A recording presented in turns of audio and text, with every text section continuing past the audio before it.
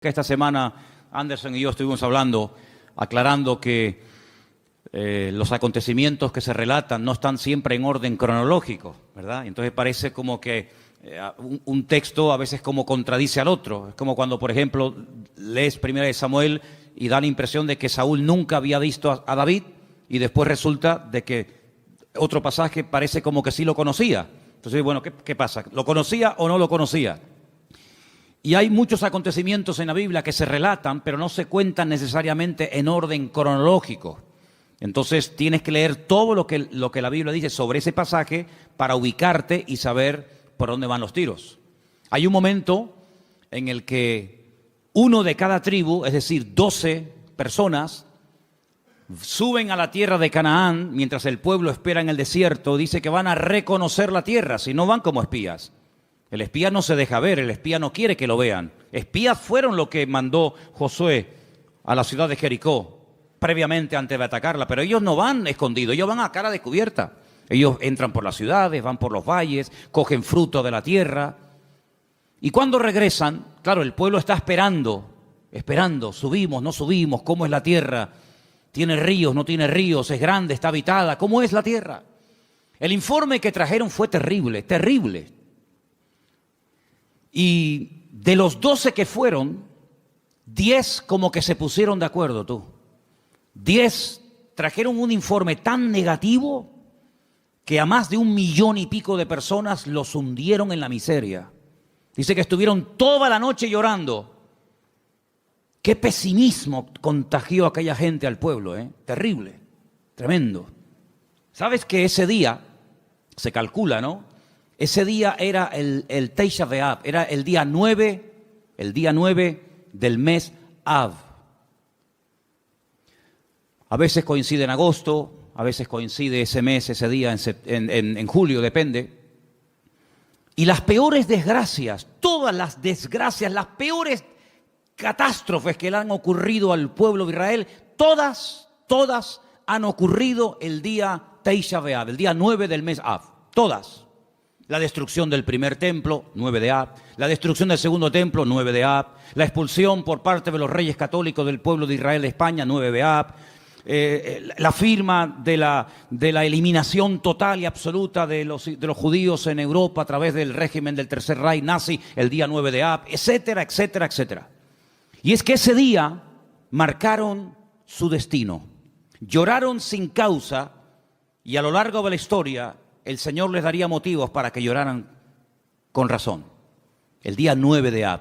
Por eso es un día triste, es un día en el que se esperan siempre todos los años en Israel que pueda ocurrir cualquier cosa. Y fíjense en el capítulo 1 del libro de Deuteronomio, a partir del versículo 26, cuando esta gente regresa, después de haber estado 40 días reconociendo el país, leemos. Sin embargo, no quisisteis subir, dice Moisés, no quisisteis subir. Antes fuisteis rebeldes al mandato del Señor vuestro Dios. Fíjate, no dice no quisisteis entrar, no, que lo podía haber dicho. Dice, no quisisteis subir. Había que subir de nivel espiritual para poder tomar posesión de la tierra del Señor. No quisisteis subir, no quisisteis madurar. Os habíais estancado, os habíais quedado acomodados a la vida del desierto. Y ahora hay que subir, amigo. Y no solamente en el sentido físico, sino también en el nivel espiritual, para tomar posesión y para alcanzar ciertas y determinadas alturas espirituales, uno tiene que subir, uno tiene que crecer. Y si no subes y si no creces, te pierdes la bendición. Y dice la Biblia que no quisieron subir. Pero no solamente no quisieron subir, sino que en el versículo 23 dice, y murmurasteis en vuestras tiendas. No es que se negaron a decir, no queremos subir, aquí nos quedamos, sino que en las tiendas donde ellos vivían en el desierto, tuvieron toda la noche murmurando, hablando mal, quejándose, lamentándose. Y fíjate lo que llegaron a decir, cómo el Señor esas conversaciones, cómo el Señor escuchó e hizo que en su palabra quedara registrado parte de lo que murmuraban en las tiendas de campaña durante la noche. Mira lo que decían. El Señor nos aborrece. ¿Cómo? Porque el Señor nos aborrece, nos ha sacado de la tierra de Egipto para entregarnos en manos del amorreo para destruirnos. Mire, hermanos, si Dios hubiera querido destruir a esta gente, no hacía falta sacarlos de Egipto. No hacía falta sacar a todo el pueblo de la esclavitud en Egipto, llevarlos por el desierto y subirlos a la tierra prometida, a la tierra que fluye leche y miel, para destruirlos. En el mismo Egipto podían haber sido aniquilados. Pero fíjate el concepto que ellos tienen de Dios. Y claro, según el concepto, según lo que ellos piensan de Dios, así hablan. De la abundancia del corazón, dice la Biblia, habla la boca. Como Dios nos aborrece, nos sacó de Egipto. ¿Así? Es decir, que Dios te sacó de Egipto porque te aborrece. ¿Eso es lo que tú crees? Y entonces, como nos aborrece, como nos odia, lo que quiere es ahora meternos en la tierra prometida, la tierra de Canaán, para que los habitantes de ese país, sobre todo los amorreos, nos destruyan y acaben con nosotros y con nuestras familias y con nuestros hijos y con nuestra vida. Y lo decían tan tranquilos y se quedaban tan panchos. Todos sabemos que esa noche, como acabo de decir, sellaron su destino y Dios dijo, ahora sí que no van a entrar, amigo. Ahora sí que no van a entrar.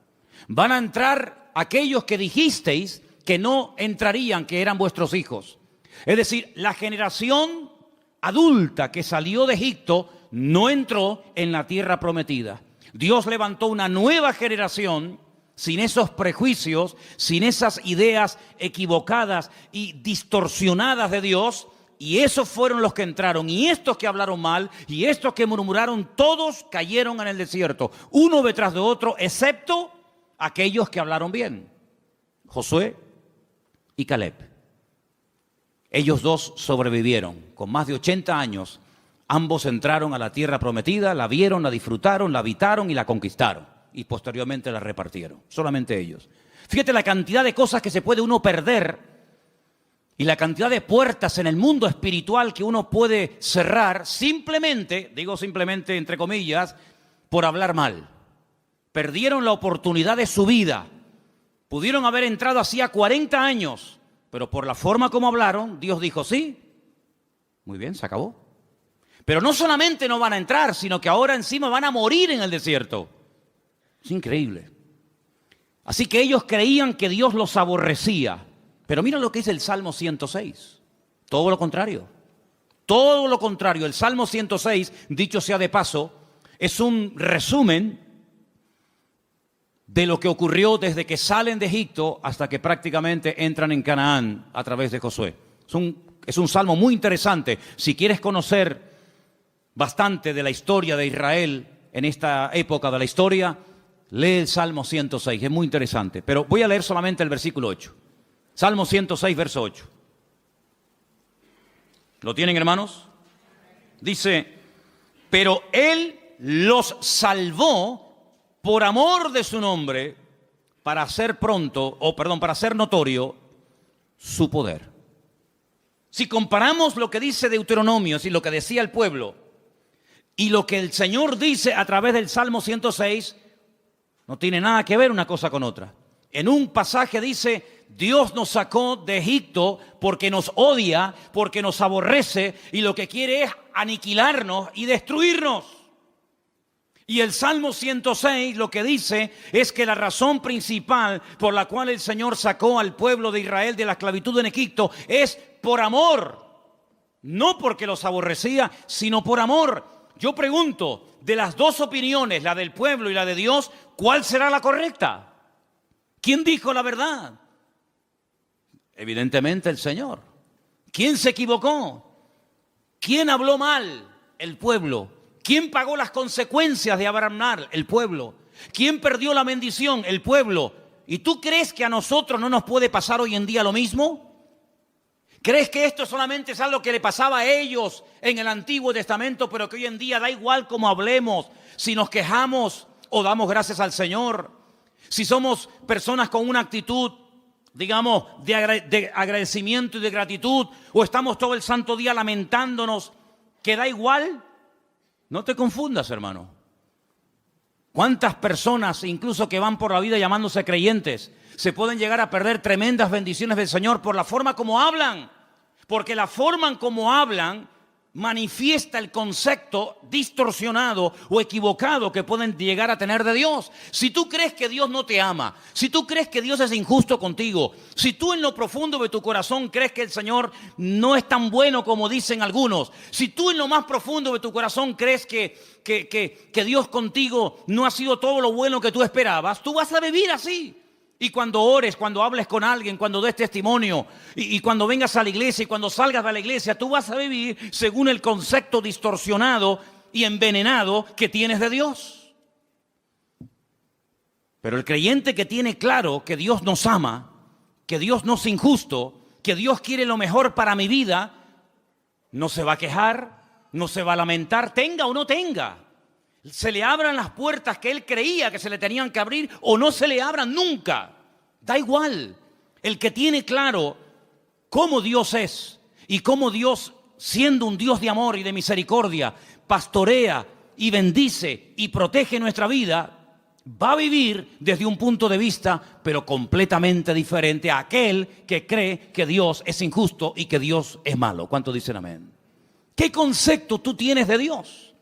Hay gente que piensan que Dios es un Dios que continuamente está esperando que cometas la más mínima equivocación para darte el palo en la cabeza y castigarte. Incluso tal vez hoy en día no se use mucho esa expresión, pero yo recuerdo cuando era niño y me portaba mal, que era la mayoría de las veces, cuando me daba un golpe o me caía o me hacía una herida o algo, muchas veces mi madre y mi abuela y otros familiares me decían, eso te pasó porque Dios te castigó. Pero nunca decían que cuando salía algo bien es porque Dios te ama y te quiere bendecir. Eso no. Pero cuando te pasaba algo malo, Dios te castigó. Y si no, pórtate bien y ya verás cómo no te hubiera pasado. Porque es el concepto que mucha gente tiene de Dios. Que Dios está con el garrote en la mano esperando que cometas la más mínima equivocación para castigarte. Porque tienen el concepto de un Dios castigador. De un Dios vengativo. De un Dios que no pasa ni una. De un Dios que aquí te pillo y aquí te mato.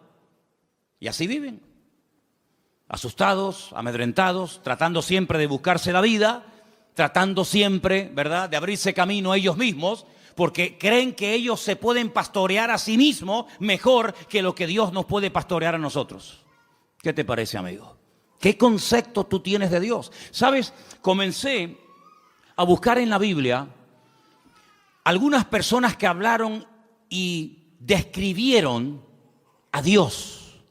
Y me quedé muy sorprendido, porque hay pasajes extraordinarios en la Biblia donde vemos el concepto que algunas personas tenían acerca de Dios. Y vamos ahora a hacer un viaje por el libro del profeta Daniel, libro que está lleno de declaraciones de personas, vamos a decir, no muy creyentes que digamos, pero que cuando les tocó hablar y describir la figura de Dios, nos quedamos con la boca abierta del concepto que ellos tenían de Dios. Vamos, por ejemplo, a Daniel, capítulo 2, a partir del verso 46.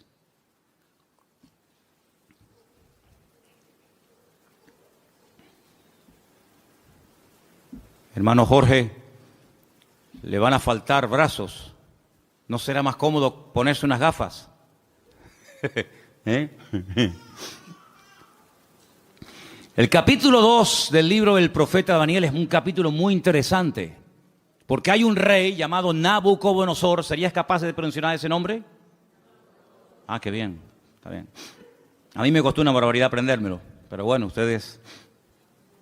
Nabucodonosor, ok. Tiene un sueño, pero resulta que por lo visto se le olvidó. Pero el sueño lo marcó de tal manera que al día siguiente... Él reúne a sus magos, sátrapas, astrólogos, adivinos, etc. Y les dice, anoche tuve un sueño que me perturbó, me robó la paz. Y quiero que ustedes me digan qué significa ese sueño, que me lo interpreten. Y claro, todos los que estaban allí le dijeron, sí, oh rey, dinos, cuéntanos el sueño y nosotros te diremos lo que significa. Y le dice el rey, es que lo he olvidado. No me acuerdo lo que soñé. Así que lo que quiero es que me digan lo que soñé y a continuación me interpreten el sueño. Y si no me lo hacen, los condeno a muerte. Convertiré vuestra casa en un estercolero, en un muladar. Descuartizaré a vuestros hijos. Y claro, aquello causó un caos en el palacio tremendo, porque incluso algunos le llegaron a decir, pero es que nunca, jamás se ha oído de un rey que pida que se le cuente el sueño que ha soñado y encima la interpretación. Y no había forma. Pero sin embargo, la Biblia dice que Daniel, junto con sus amigos, oraron y le pidieron al Señor que les mostrara qué sueño había tenido este hombre y qué significaba. Y efectivamente, el Señor, dice la Biblia, que le reveló a Daniel lo que el rey Nabucodonosor había soñado y lo que significaba. Y cuando llega Daniel a la presencia del rey Nabucodonosor, pues le dice, mira, lo que tú has dicho, ningún hombre te lo puede interpretar, nadie en esta vida, ni mago, ni astrólogo, ni sátrapa, ni adivino, jamás te lo podrá decir. Pero dice, pero hay un Dios en los cielos que revela los misterios a los hombres. Y en este caso Dios me ha escogido a mí para decirte que tú lo que soñaste es que vistes una estatua enorme de 4 materiales diferentes. Viste que la estatua tenía, o la imagen tenía una cabeza de oro. Ese eres tú, ese es tu imperio Babilonia. Pero luego después de ti se levantará otro imperio, y dice que vio el pecho y los brazos de plata, y le dice, serán el imperio de los medos persas que se unirán y formarán un segundo imperio. Pero caerá ese imperio con el paso del tiempo y se levantará un tercer imperio que será el de Alejandro Magno, los griegos, ¿verdad? Y por eso ve que el vientre y los muslos son de bronce, pero se levantará un cuarto imperio que hace referencia proféticamente al imperio romano y también en cierto sentido también un poco al reino del anticristo, representado por el hierro y por el barro, y le muestra que tiene 2 piernas y 10 dedos. Y claro, Nabucodonosor, cuando oye aquello, se queda sorprendido, porque dice, bueno, ¿y cómo este hombre puede saber lo que yo soñé? Esto es algo increíble, aunque no le dieran la interpretación. El simple hecho de que este hombre haya recibido el sueño que yo tuve, ya me deja con la boca abierta. Pero si encima me dice lo que esto significa, entonces ya esto es el máximo. Y efectivamente, el profeta Daniel se lo interpretó y le dijo, en fin, lo que iba a pasar a lo largo de la historia, los imperios, los que iban a caer, los que no iban a caer, quién iba a ser el primero, el segundo, el tercero, el cuarto, etcétera, etcétera. Y cuando termina de contarle el sueño con su correspondiente interpretación, en el capítulo 2, verso 46 del profeta Daniel, ahora habla el rey y dice, escucha, atento. Entonces el rey Nabucodonosor se postró sobre su rostro y se humilló ante Daniel. Esto es increíble. Y mandó que le ofreciesen presentes e incienso a Daniel. Y el rey habló a Daniel y le dijo, ciertamente el Dios vuestro es Dios de dioses y Señor de los reyes, y el que revela los misterios, pues pudiste revelar este misterio. ¿Cuántos dicen amén? Y ahí se da cuenta Nabucodonosor que el Dios de Daniel, que no es el suyo, dicho sea de paso, es un Dios superior. Es un Dios que es capaz de revelar cosas increíbles que ningún otro Dios en esta vida es capaz de hacerlo. Luego, el concepto que Nabucodonosor en ese momento tenía de Dios es un concepto elevadísimo. No hay otro Dios como el tuyo. Pero ustedes piensan que ese concepto, esa opinión buenísima que tenía del Dios de Daniel, hizo que este hombre cambiara radicalmente de la noche a la mañana. Nada que ver. Una cosa es que tú sepas lo que Dios es y lo que Dios hace, lo que Dios permite y lo que Dios prohíbe, y otra cosa es que tú actúes en consecuencia al conocimiento que tienes de Dios. Fíjate que Daniel le dice, agárrate a este detalle, la imagen tiene 4 materiales, oro, plata, bronce y hierro. ¿Qué es lo que ocurre? ¿Qué es lo que hace Nabucodonosor con esa interpretación? Dice, bueno, pues si los 4 materiales representan 4 imperios, yo lo que voy a hacer es ir en contra de lo que Dios ha revelado a través de este hombre, y voy a mandar a construir una imagen, una estatua enorme, curiosamente, de 66 codos de alto y 6 codos de ancho, y la voy a mandar a hacer toda de oro, desde la cabeza hasta la planta de los pies. Como diciendo, eso de que después de mí va a haber un imperio y después otro, de eso nada. La voy a hacer toda de oro, como diciendo, aquí el único imperio del cual se va a hablar y va a perdurar en el tiempo y en el espacio va a ser el reino de Nabucodonosor, el reino de Babilonia, que representa al oro. Y ahora en el capítulo 3, lo que vemos es al rey Nabucodonosor, en el versículo 28, ordenándole a toda la población de su reino que se postren y adoren la imagen que él ha levantado.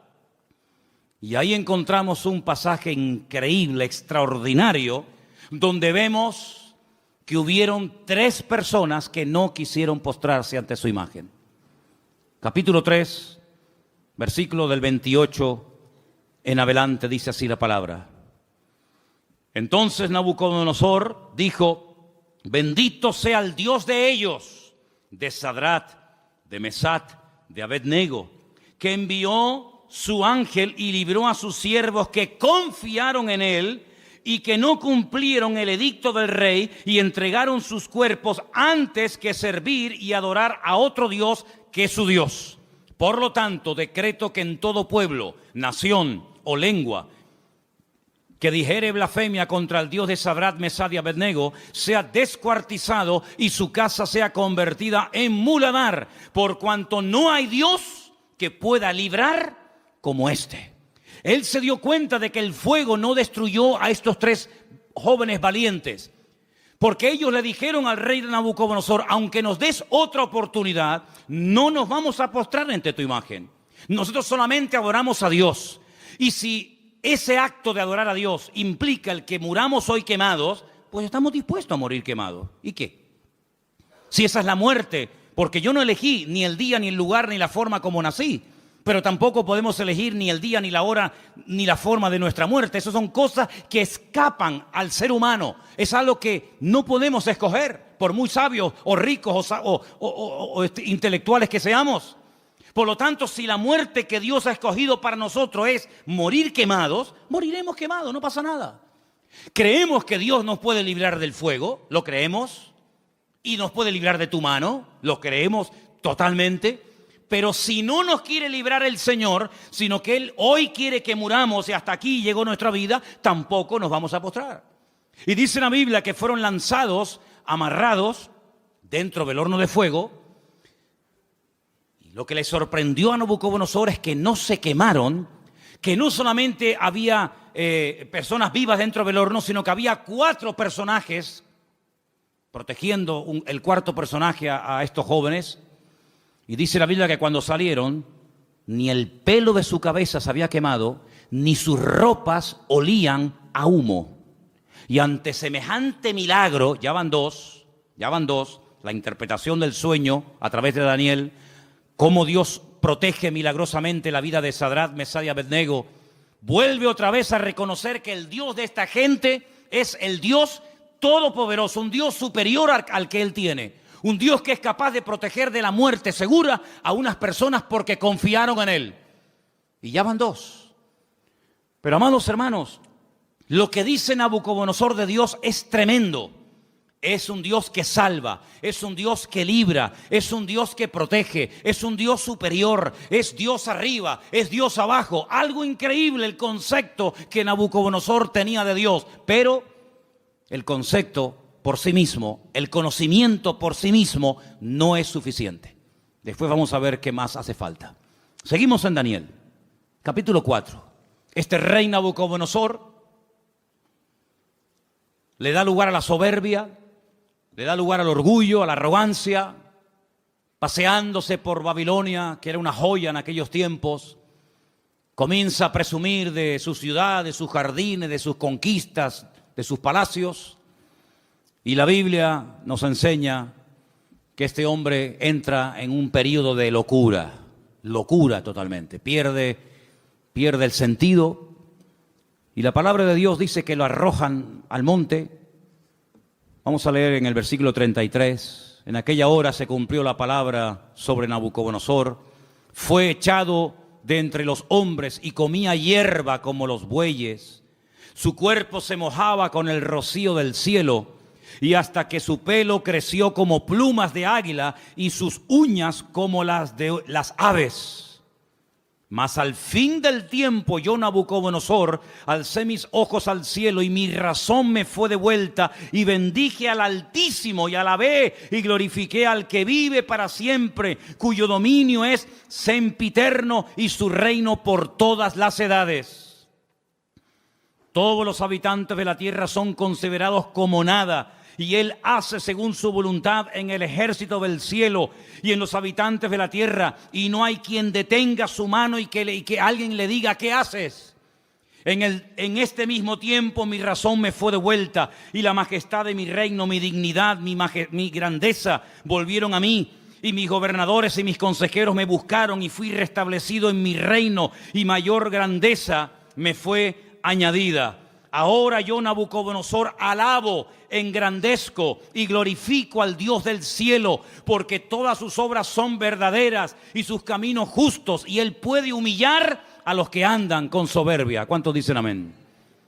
Si las palabras que Nabucodonosor habla de Dios, luego sus acciones son otra cosa. Lo que hace es otra cosa diferente. Pero cuando habla de Dios, son maravillas. Son cosas tremendas, preciosas. Lo alaba, lo bendice, lo glorifica, lo levanta en alto, lo reconoce. Y parece como que ya Nabucodonosor ha cambiado y tiene claras las ideas, pero ni aún así, hermanos, ni aún así. Pero lo que estamos hablando en esta tarde es el concepto que tenía Nabucodonosor de Dios. Pero en el libro de Daniel aparecen otros reyes. Por ejemplo, hay un rey que es el rey Darío, el rey Ciro, que también aparece. Y en el capítulo 6, hay un momento en el que la envidia es tremenda, sobre todo contra Daniel, y lo quieren matar. Pero leí esta mañana algo que me llamó tanto la atención, porque dice que trataban de buscar algo en lo cual pillarlo en un fallo y decir: mira, pero no había manera. Quiero leerles en el capítulo 6, verso 4. Entonces los gobernadores y sátrapas buscaban ocasión para acusar a Daniel en lo relacionado al reino, mas no podían hallar ocasión alguna o falta, porque él era fiel y ningún vicio ni falta fue hallado en él. Me llamó la atención la palabra vicio. Daniel no tenía vicios. Dice: no podemos acusarlo de nada, no hay forma no hay forma. Pero entonces idearon un plan terrible y dice: entonces dijeron aquellos hombres: no hallaremos contra Daniel ocasión alguna para acusarle, si no la hallamos contra él en relación con la ley de su Dios. Y todos saben lo que hacen: convencen al rey Darío, para que promulgue una ley que no se puede revocar bajo ningún concepto, de que durante 30 días nadie puede elevar oraciones, plegarias o súplicas a ningún Dios, incluido el Dios de Daniel.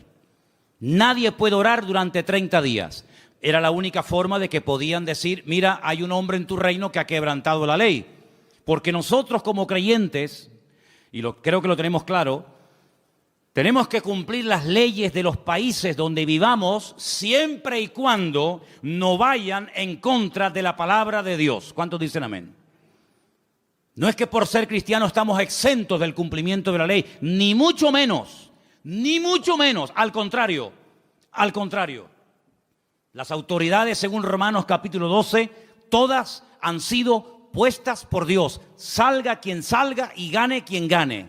Te guste o no, el que salga es el que Dios ha permitido que gobierne. Pero no importa. A veces Dios levanta un faraón y a veces lo tumba. A veces Dios levanta un Nabucodonosor y lo quita. Y mañana levanta un Darío y pasado un Ciro y mañana... No importa, eso son cuestiones de Dios.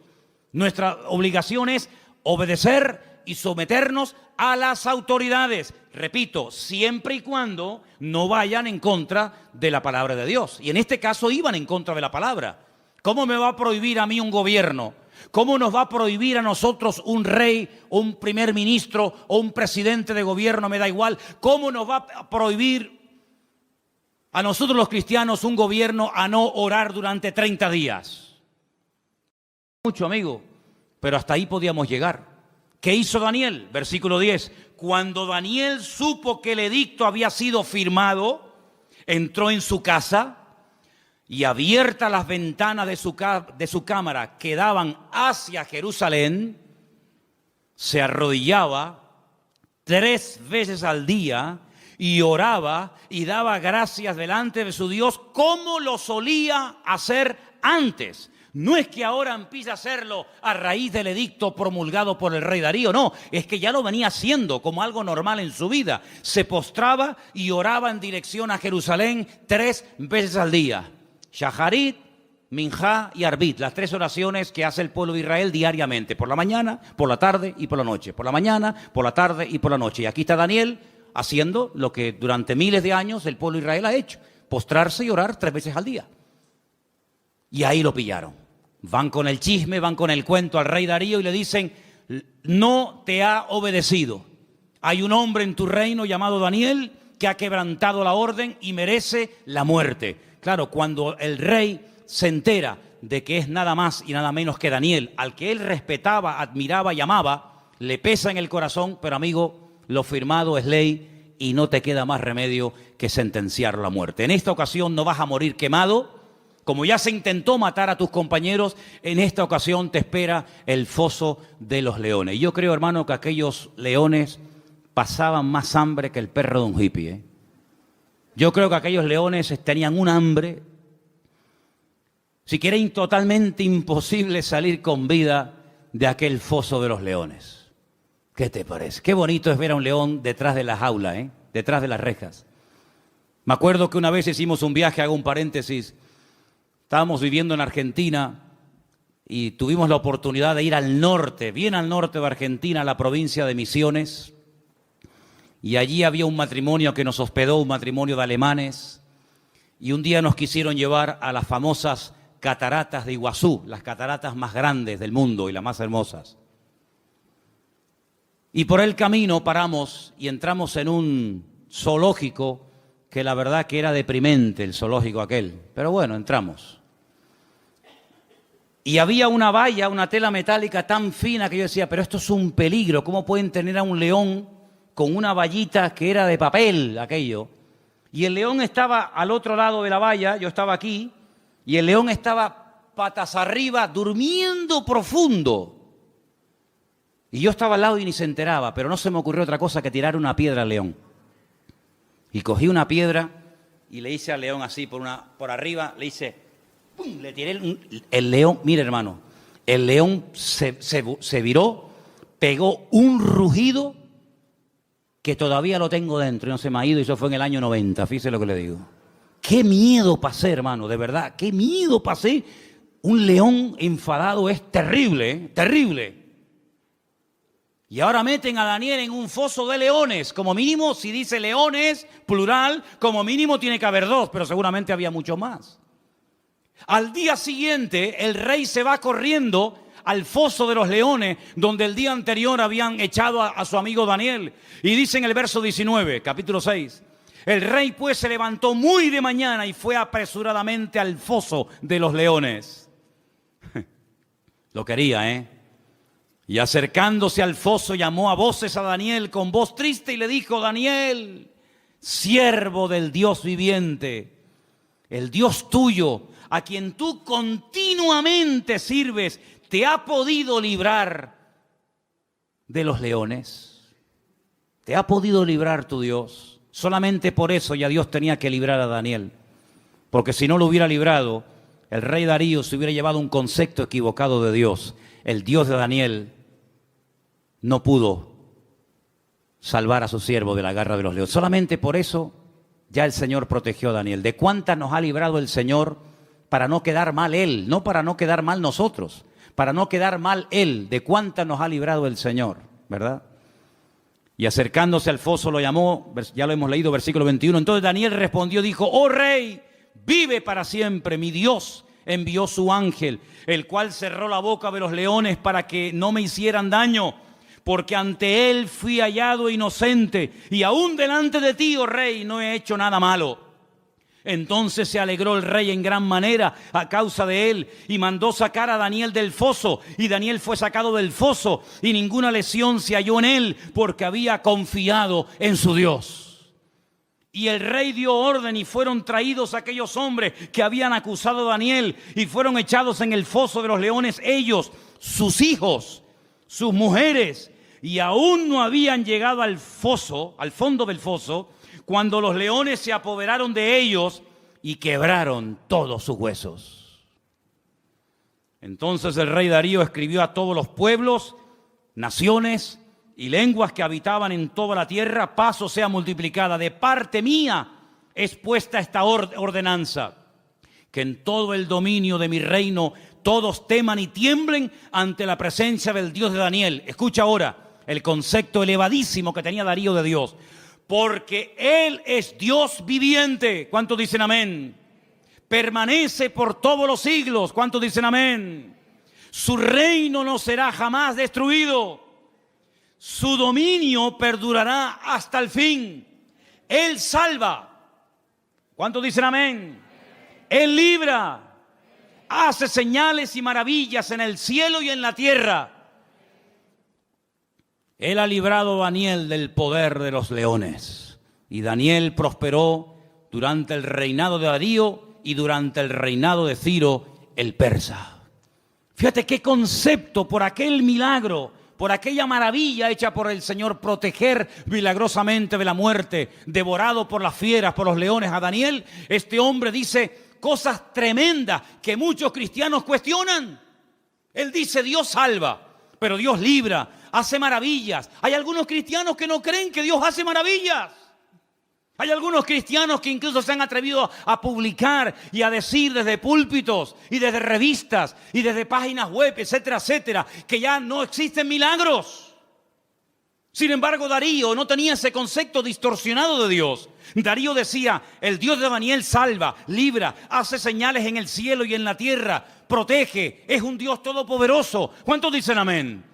Si lo tenía Darío, ese concepto de Dios, ¿cuánto más tú y yo tenemos que tener ese concepto de nuestro Padre y de nuestro Dios? Todos estos pasajes que estamos viendo nos están descubriendo cómo es Dios a través de la óptica de, vamos a decir, de inconversos. Personas que eran impactadas, personas que quedaban con la boca abierta ante semejantes maravillas. Pero hay un pasaje que encontré en el Nuevo Testamento, en el libro de los Hechos, que para mí es una de las mejores descripciones de Dios de toda la Biblia. Está en el libro de los Hechos, el capítulo 17.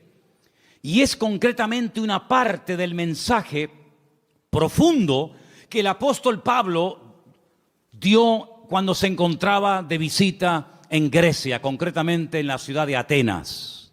En el capítulo 17 del libro de los Hechos, a partir del verso 24, Pablo, hablándole a aquella gente allí en Grecia, dice, si quieren arrancamos desde el versículo 22, ¿vale? Hechos 17, 22. Entonces Pablo, puesto en pie en medio del Areópago, dijo: varones atenienses, en todo observo que sois muy religiosos. Qué curioso cómo eran los griegos, ¿eh?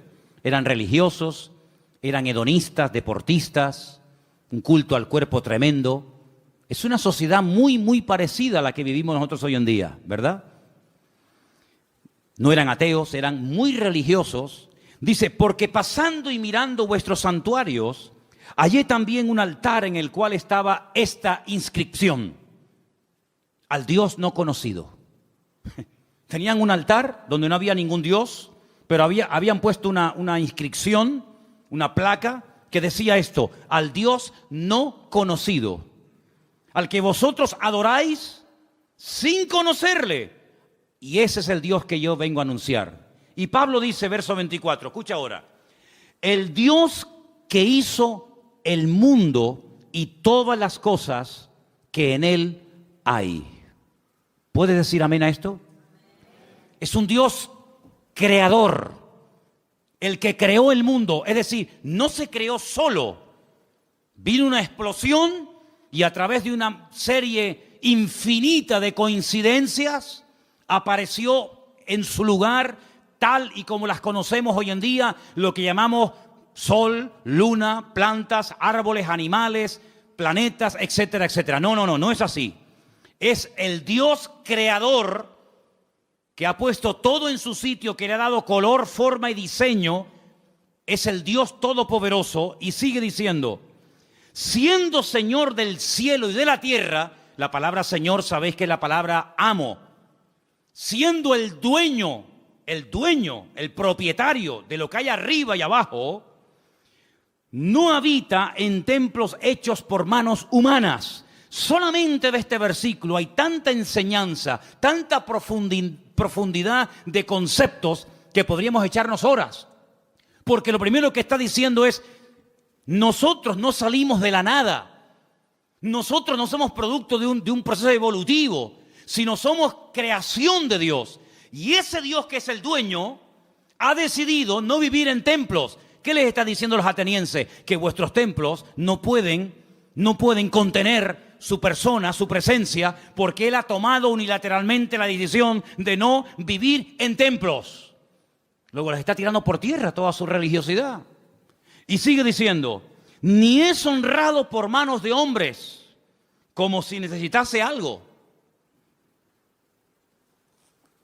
Pues Él es quien da a todos vida y aliento y todas las cosas.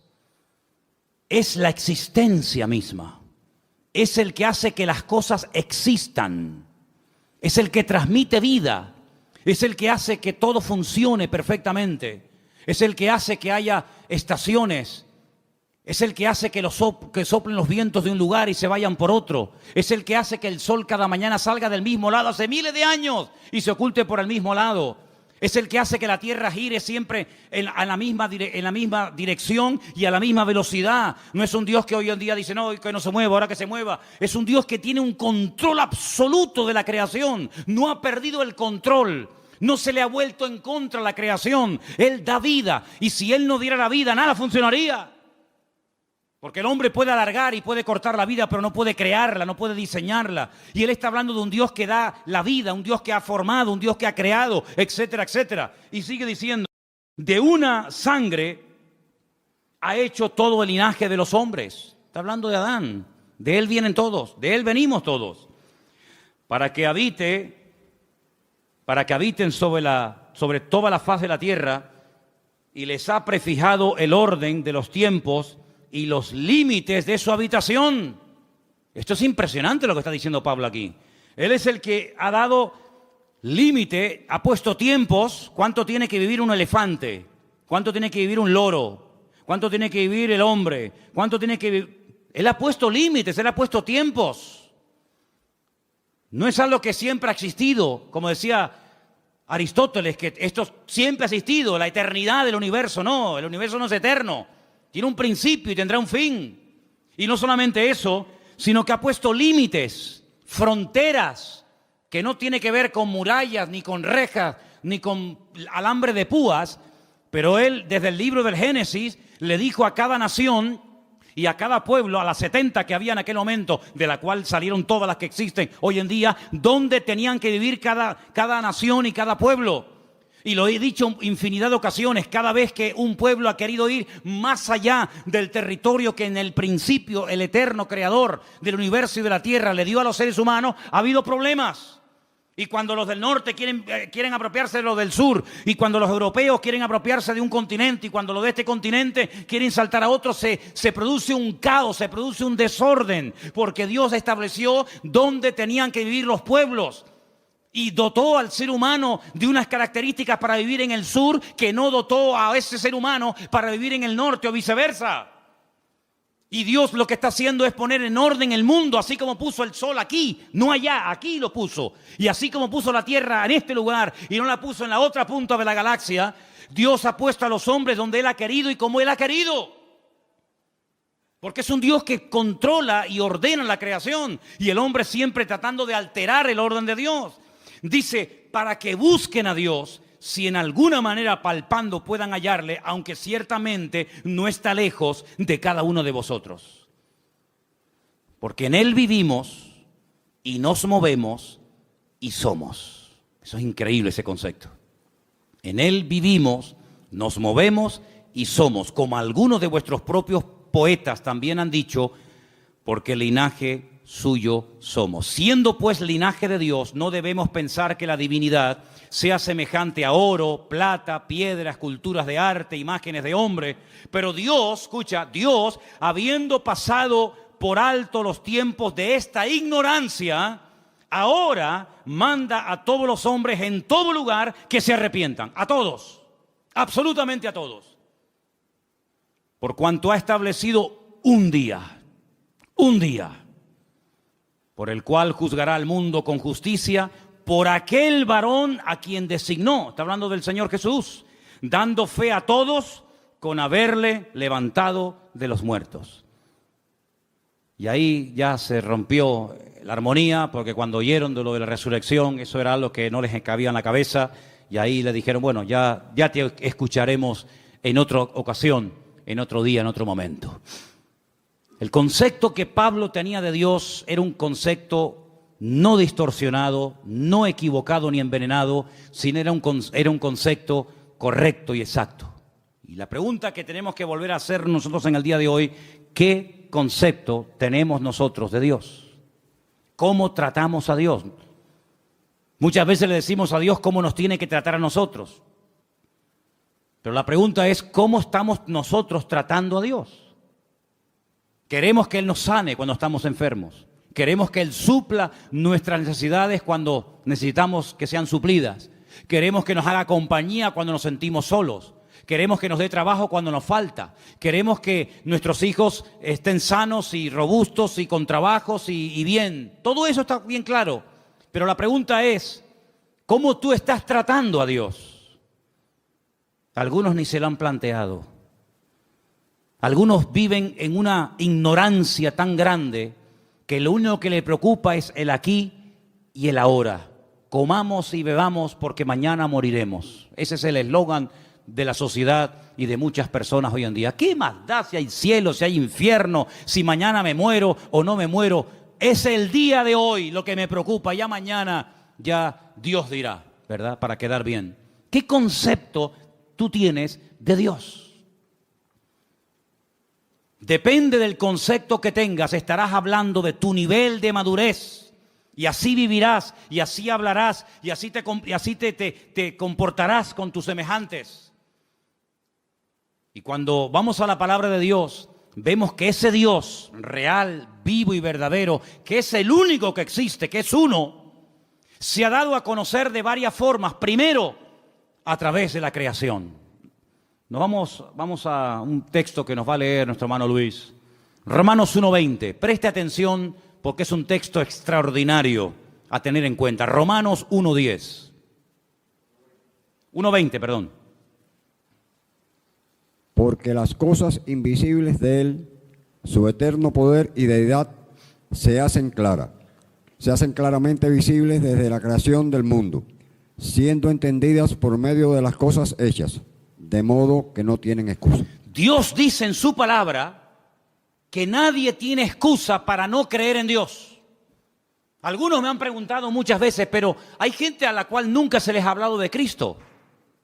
¿Y eso qué significa? ¿Que no van a creer en Dios porque nadie les ha testificado, porque nadie los ha invitado a un culto, porque nadie les ha dado una Biblia, un Nuevo Testamento?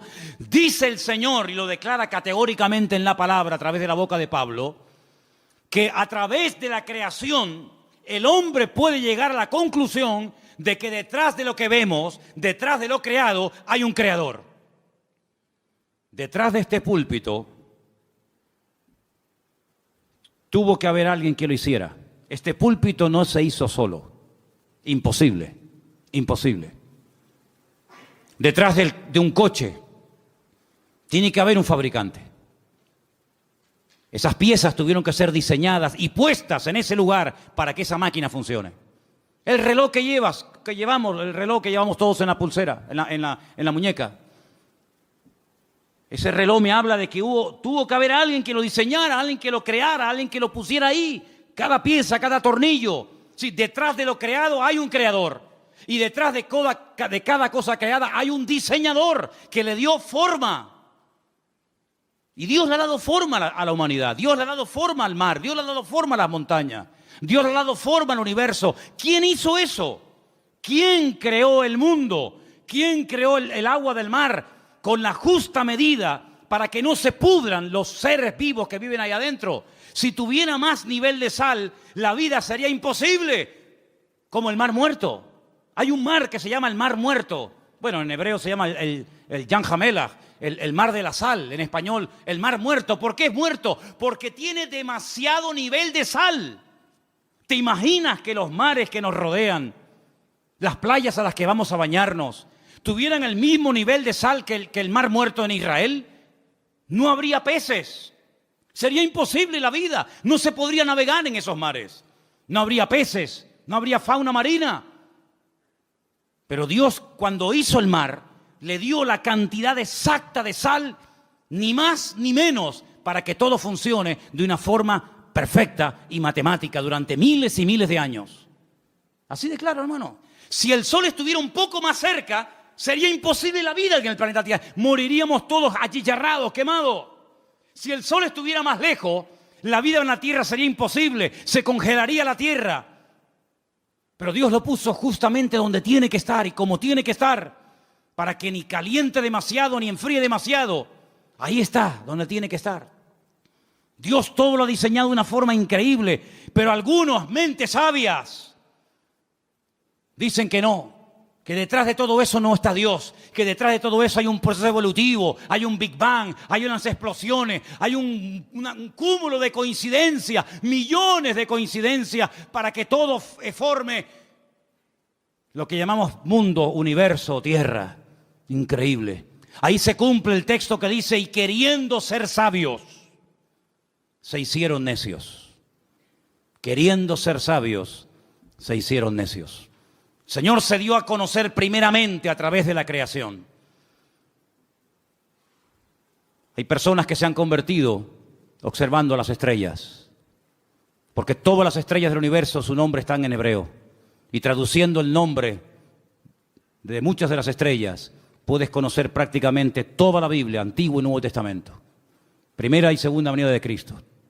Ya sé que no es un método que hoy en día utiliza el Señor, pero hubo durante muchas generaciones y siglos, un sistema que le permitía al hombre leer, descifrar el mensaje de Dios en las estrellas. De ahí que el diablo después se levantara y creara o inventara la famosa astrología, tratando de manipular el universo, ¿verdad? Y tratando de decirle al hombre que esta estrella o aquella o la otra ejercía una influencia mejor o mayor o positiva o negativa sobre el carácter, la personalidad de la gente, y de ahí viene todo el sistema de horóscopos y toda esa historia. Pero hubo un momento en la historia en el que los hombres sabían interpretar y leer las estrellas. Y los magos de Oriente vinieron a Belén guiados por una estrella, no por una, sino por su estrella. Y se dieron cuenta de que las estrellas se habían alineado, y cuando interpretaron y vieron Betulá y vieron Ari y vieron todas las estrellas, ellos dijeron: ha nacido el Mesías, porque ellos supieron leer el mensaje, cosa que hoy en día pues ni se puede ver ni se puede interpretar. Y hay otro momento en el que Dios utilizó otro sistema, y dice la Biblia en Hebreos, que también lo vamos a leer ahora, que Dios habló muchas veces, muchas formas y maneras distintas, pero ahora ya ha hablado ya de la última forma que iba a hablar. Y quiero que escuchen este versículo. Es el último que vamos a leer. En Hebreos, capítulo 1, a partir del versículo 1 en adelante, dice así: Dios, habiendo hablado muchas veces y de muchas maneras en otro tiempo a los padres por los profetas, en esos postreros días nos ha hablado por el Hijo, a quien constituyó heredero de todo, y por quien asimismo hizo el universo, el cual, siendo el resplandor de su gloria y la imagen misma de su sustancia, y quien sustenta todas las cosas con la palabra de su poder, habiendo efectuado la purificación de nuestros pecados por medio de sí mismo, se sentó a la diestra de la majestad en las alturas, hecho tanto superior a los ángeles, cuando heredó más excelente nombre que ellos. Si Dios habló muchas veces y de muchas formas diferentes, dice en el pasado, dice, pero en los últimos tiempos Dios decidió hablar ya contundente y claramente, y lo hizo a través del Señor Jesús, a través de su amado Hijo. Eso es lo que dice la palabra. Así que si no te sirve la creación, Dios se reveló en su palabra. Si no te gusta leer la Biblia o no la conoces, Dios te habló a través de Jesús. Pero no hay excusa, no hay ninguna excusa. Dios no va a decir, ¿y qué hacemos con este al cual nadie le predicó? Todo el mundo tendrá su oportunidad de una manera u otra. Eso no nos exime de la responsabilidad de predicar el Evangelio, evidentemente. Pero les puedo asegurar, amados hermanos, que el Señor no ha dejado su persona sin testimonio. Él ha dado testimonio de su existencia. Él ha dado testimonio de su poder. Él ha dado testimonio de que esto no es producto de la casualidad, sino es producto de la mano poderosa de Dios. ¿Cuántos dicen amén? Y para más INRI, si quieres creer en Dios, mírate a ti mismo. Mírate tú, porque viéndote a ti, no me queda más remedio que creer en Dios. Alguien le dijo una vez a una persona, demuéstrame que Dios existe. Dice, mírate a ti mismo. Viéndote a ti, tengo que reconocer que Dios tiene que existir. Porque ¿de dónde saliste tú? No, de mis padres. Y los tuyos, y tus padres, y de los suyos. Y ellos, y cuando seguimos hacia atrás, llegamos a un momento en el que nos damos cuenta de que la humanidad no es algo eterno, que siempre ha existido de eternidad a eternidad, sino que hubo un punto de partida, hubo un primer habitante, como habrá un último. Y de generación en generación, el hombre mirando hacia sí mismo puede ver el diseño perfecto de su cuerpo, cómo todo funciona con una armonía extraordinaria. Y todo eso nos habla de un diseñador, de un creador y de un Dios todopoderoso. Ahora, el que no quiere creer, ni viendo milagros va a creer. Ni viendo milagros va a creer, porque los milagros no se hacen para que la gente crea, sino que se hacen como evidencia de la manifestación del poder de Dios. Y quiero solamente recordarles que la lectura que se leyó esta tarde estaba basada en el libro de Esdras, ¿verdad? Capítulo 9. Cuando ellos vuelven del cautiverio en Babilonia, gracias al Señor, después de 70 años, llegan a Babilonia, llegan a Jerusalén, con la intención de hoy empezar de cero, reconstruir la ciudad, inaugurar otra vez el templo, y bueno, hacer las cosas ahora bien. Y le llega la noticia al sacerdote Esdras y le dicen, tenemos que comentarte algo, aquí hay un problema muy grave y muy serio. A ver qué pasa. Resulta que los que han venido del cautiverio, muchos se casaron con mujeres inconversas, con paganas, con idólatras, y cuando han llegado aquí, se han unido a las mujeres del país y se han mezclado. Cuando oye esto, Esdras dice que se arrancó los pelos de la barba, se arrancó los pelos de la cabeza, se rasgó las vestiduras, se cubrió de polvo y ceniza, se tiró al suelo, empezó a suplicar misericordia y clemencia y piedad del Señor, porque dijo, otra vez,